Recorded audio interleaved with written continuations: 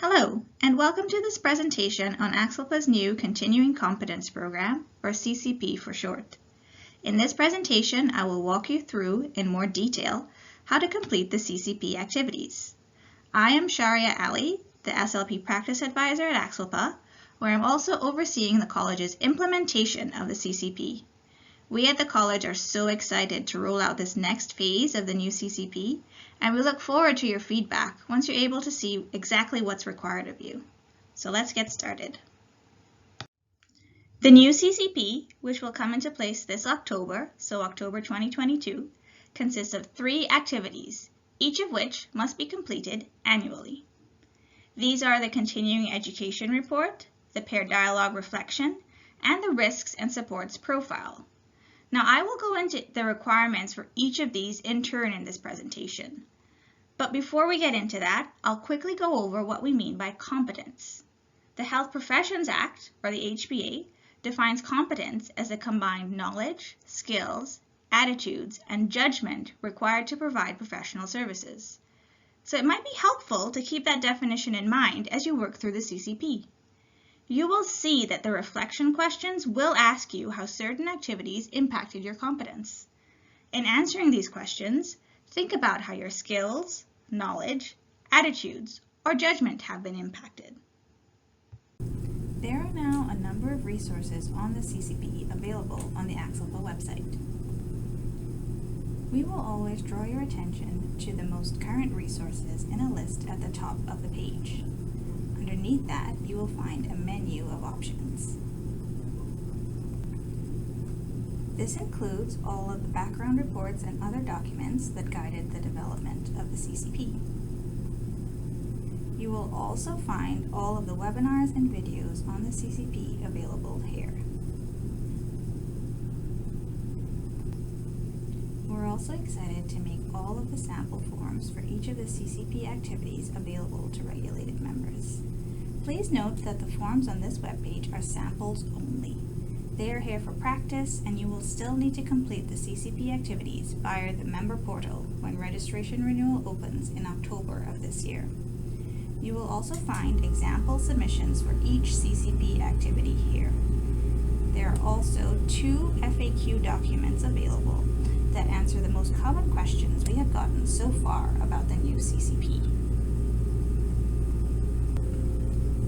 There is also a special CCP Contact Us form available at the bottom of the page for any questions or comments you might have. We have greatly appreciated all of the member feedback we've received so far, and this feedback has allowed us to improve on the program. So if you have questions or comments as you explore the content on the webpage, please contact us. Let's start with a look at the Continuing Education Report. Undertaking continuing education is a key way that regulated health professionals maintain competence to practice. The college's approach with the Continuing Education Report is to promote engagement in continuing education that is meaningful and impactful to competence to practice. So you'll notice there is no minimum number of hours that you need to record. What we are really looking for is that regulated members are completing continuing education activities that have an impact on their competence and their practice.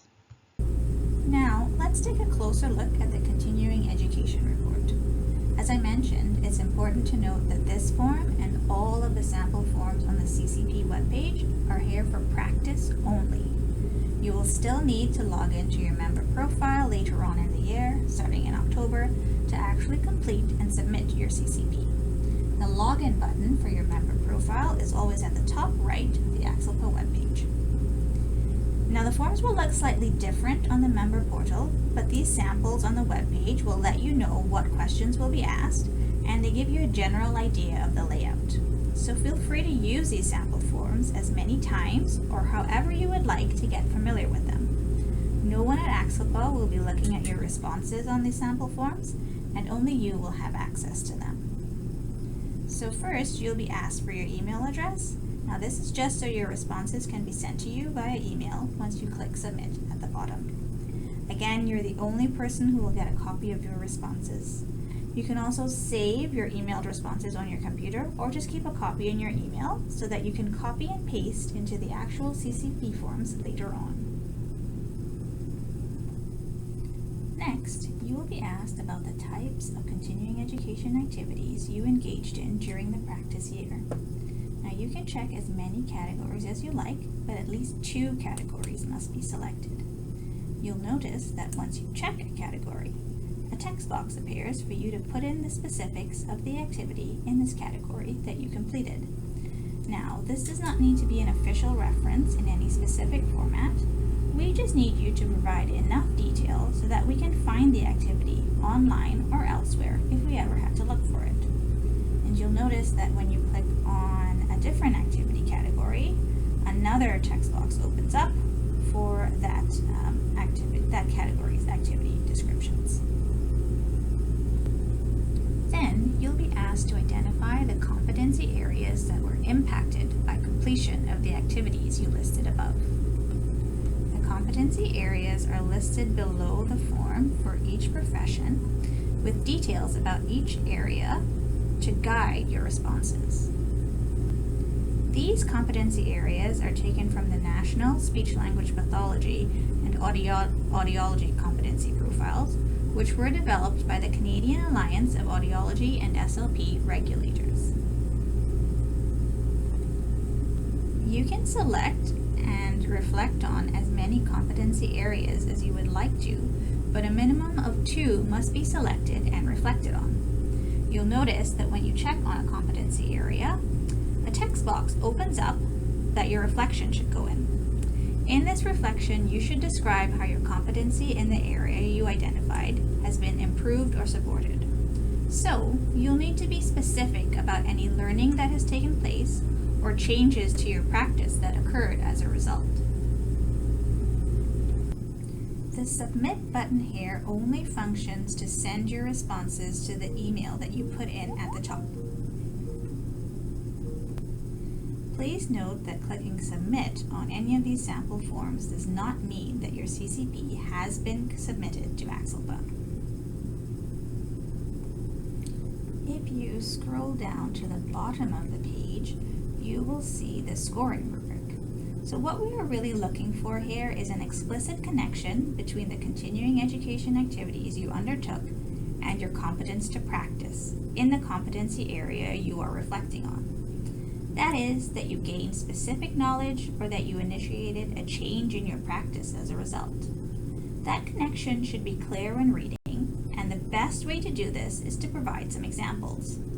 On the CCP webpage, you will find some example submissions for the Continuing Education Report to help you get a better sense of the rubric requirements.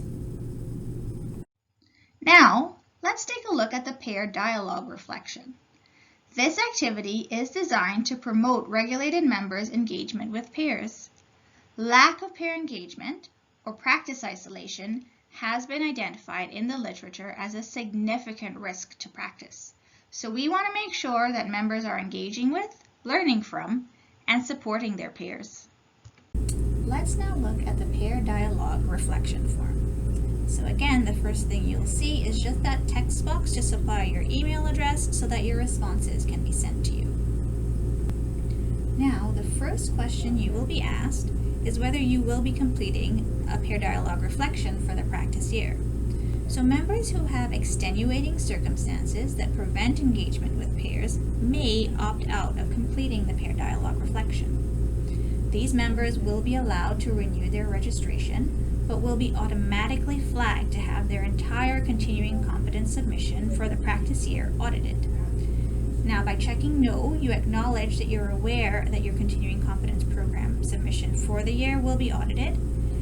And if you cannot complete a pair dialogue reflection, you should use any of the reflection boxes below to provide a reason for this. If you are going to be completing the reflection, you'll first need to describe the situation you discussed with your peer. You should give enough detail to give a clear understanding of the situation, but remember to maintain confidentiality. Next, you'll tell us more about your peer. Select the category that best fits them, and then explain why you chose them. That is, how did their background, their knowledge, and their skills relate to the situation? You'll also have to give an approximate date of when the discussion happened, and then you'll have to describe how it impacted your competence. So, like with the continuing education report, you'll have to describe what you learned from the discussion or how it may have changed your practice. Then you'll have to identify at least one competency area that was impacted by this peer dialogue. Now you can select as many as you like, but at least one must be selected.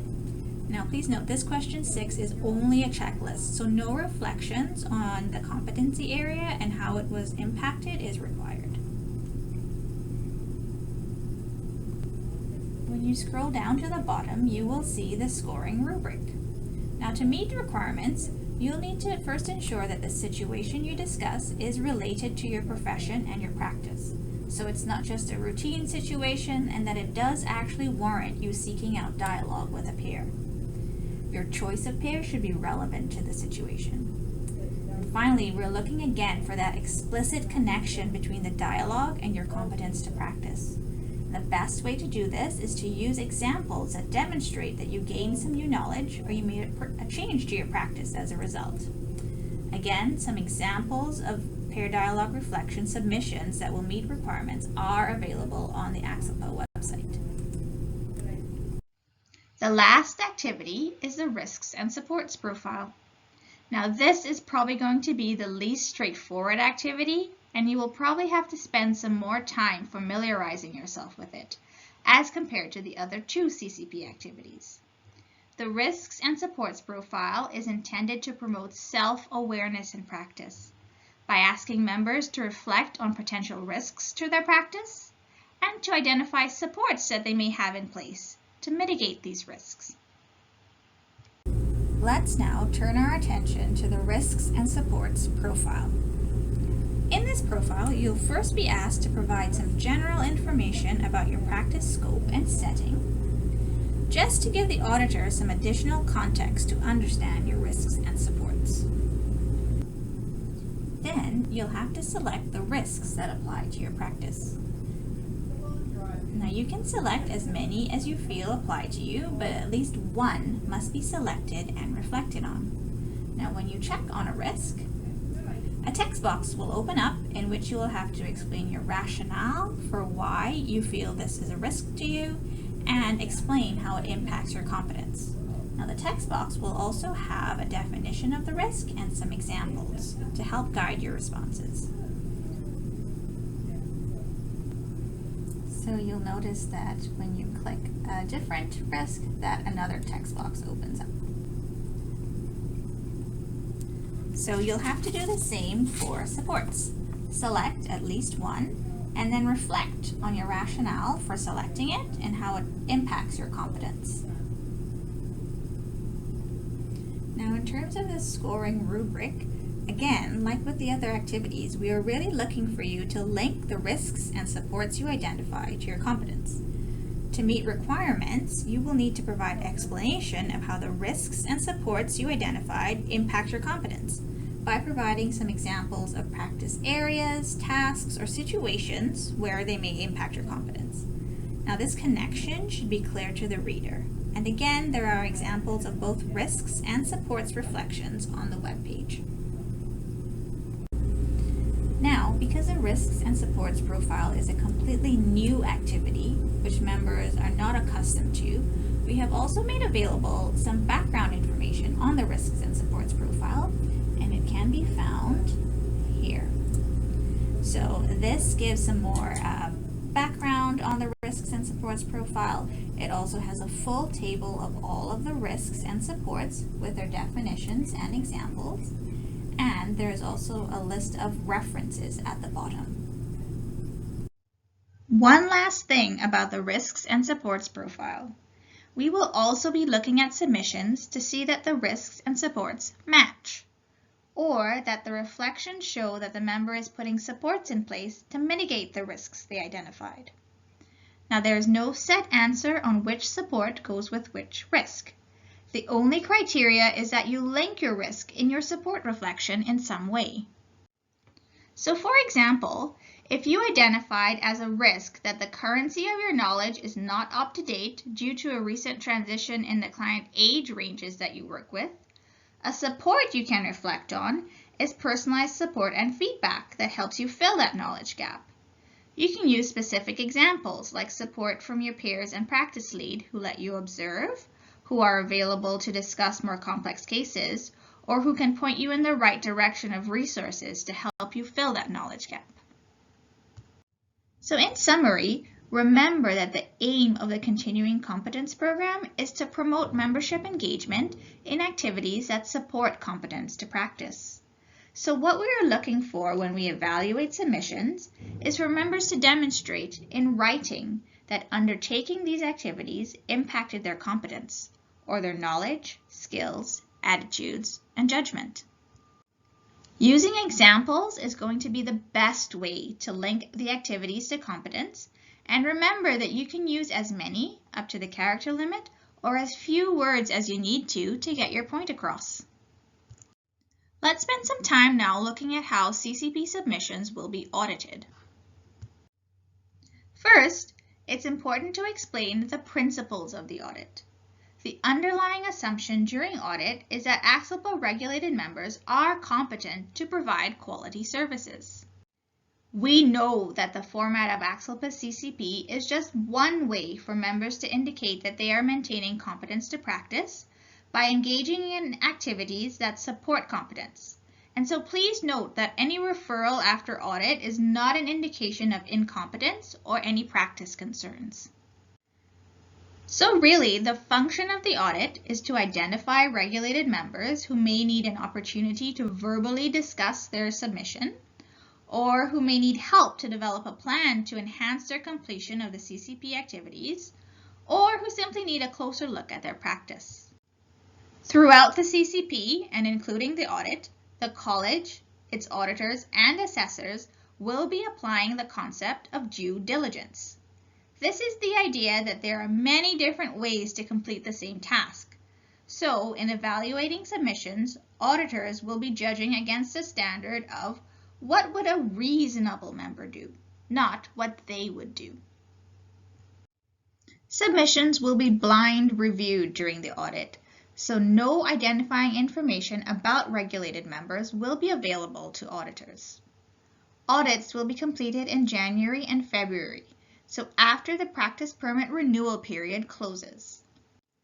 Audits will be completed by the college's Continuing Competence Committee, which is comprised of ACSLPA regulated members from a variety of clinical backgrounds and settings, as well as ACSLPA's audiology and SLP practice advisors.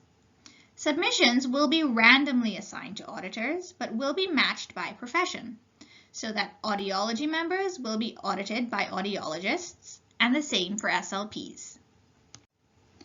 A refer score on any of the rubric items in any of the CCP activities will result in referral to stage 1 of the practice assessment, the interview. Regulated members will be notified of being audited and the results of their audit in March of the practice year. As I mentioned, ACSLPA will follow up with you after an audit of your CCP submission has taken place. You will receive a letter via email saying that your submission was audited and the result. So if you met the requirements and your involvement with the CCP is complete, or if you have been referred for an interview. Attached to this letter will be a copy of your audit report, which will essentially just be a copy of all the rubrics in one place with checkboxes to show which requirements weren't met in the submission. So you'll be able to see exactly how your submission was evaluated. Also, you will get an opportunity to fill out a feedback survey on your experience submitting the CCP. You can contact your practice advisor at any time with any questions you may have about the Continuing Competence Program. And please note, there are no silly questions. Feel free to email us or use a Contact Us form on the CCP webpage.